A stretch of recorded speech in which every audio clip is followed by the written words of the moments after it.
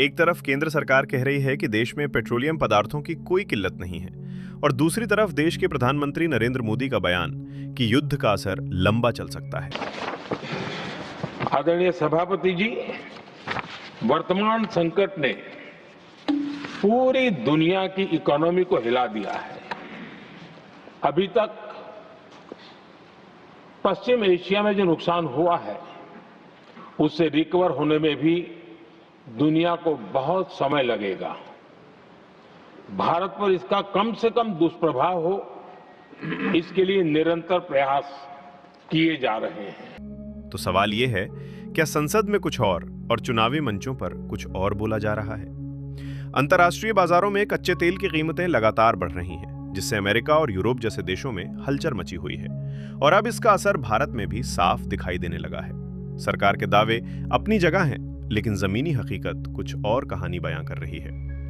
Gas एजेंसियों के बाहर लगी लंबी लंबी कतारें, लोगों की बढ़ती परेशानी, ये सब हमें याद दिला रही हैं नोटबंदी और कोरोना काल की तस्वीरें। अभी जनता को इसका पूरा असर महसूस नहीं हो रहा, लेकिन जैसे ही चुनाव खत्म होंगे, महंगाई का बड़ा झटका लग सकता है। प्रीमियम पेट्रोल और डीजल पर महंगाई का असर दिखना शुरू हो चुका है और जल्द ही आम जनता की जेब पर भी इसका सीधा वार हो सकता है। अगर अंतर्राष्ट्रीय स्तर पर इजराइल, यूनाइटेड स्टेट्स और ईरान के बीच तनाव बढ़ता है तो इसका सीधा असर पेट्रोलियम पदार्थों पर पड़ेगा। एलपीजी गैस की स्थिति पहले से ही चिंताजनक बनी हुई है। कहीं सिलेंडर के लिए लंबी लाइन तो कहीं सिलेंडर मिलने में 35 से 45 दिन का इंतजार। उत्तर प्रदेश से सामने आई एक घटना ने तो हालात और भी भयावह कर दिए, जहां गैस सिलेंडर लेने पहुंचे लोगों पर मधुमक्खियों ने हमला कर दिया और लोग अपनी जान बचाने के लिए सिलेंडर छोड़कर भागने पर मजबूर हो गए।